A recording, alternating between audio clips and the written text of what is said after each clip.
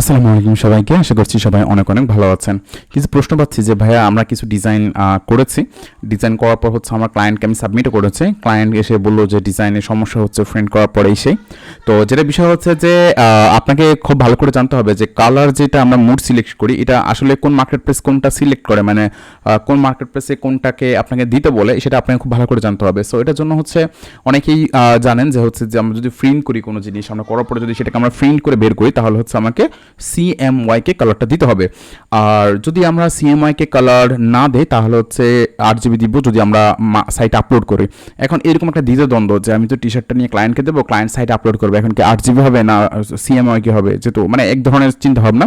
So আমি একটা কথা বলি, সেটা হচ্ছে যে আমাদের লেটেস্ট যে টি শার্ট ডিজাইনগুলো প্রিন্ট হয় এগুলো হচ্ছে ডিটিজি মেশিনে হয়, মানে ডিরেক্ট টু গার্মেন্টস। তো ওইখানে কিন্তু আপনার যে কাজটা হয় সেটা হচ্ছে যে আপনার 8 GB সাপোর্ট করে। বাট আমি গুগল এসে লিখলাম যে ওয়ার্ল্ডেস্ট যে জায়ান্ট একটা মার্কেট প্লেস সেটা হচ্ছে মার্চ বাই অ্যামাজন, বা যে এখানে আমরা প্রোডাক্ট আপলোড করলে অ্যামাজনের লাইভ হয়। সো আমি এখানে আসার পর হচ্ছে আমার টি শার্টের জন্য একটু রিসোর্সে ক্লিক করলাম যে দেখি এরা কোন সাইটটা মানে নেয়।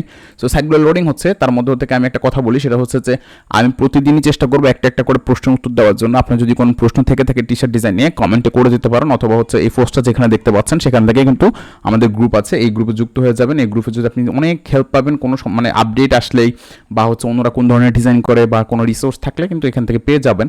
আর আমার সাথে যদি কানেক্টেড থাকতে চান এই পেজে আপনি চাইলে ফলো করে রাখতে পারেন।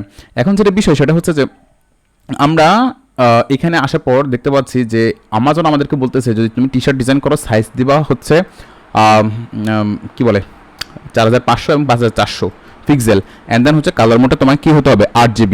সো আশা করি আপনাদের আর কোনো ভুল নেই, কারণ আমি আমার মন গড়া কোনো কথা বলিনি। আমি আপনাকে অ্যামাজনের একটা মানে অ্যামাজনের সাইট থেকেই তাদের যে রিসোর্স তারা সাপোর্টের জন্য বলতেছে, সেটার জন্য তারা যে কালারটাকে আমাদেরকে দিতে বলে আমরা সেটাই দিলাম। লিখাই আছে কিন্তু আর্টওয়ার্ক শুড বি, মানে হতে হবে, ঠিক আছে, শুড বি।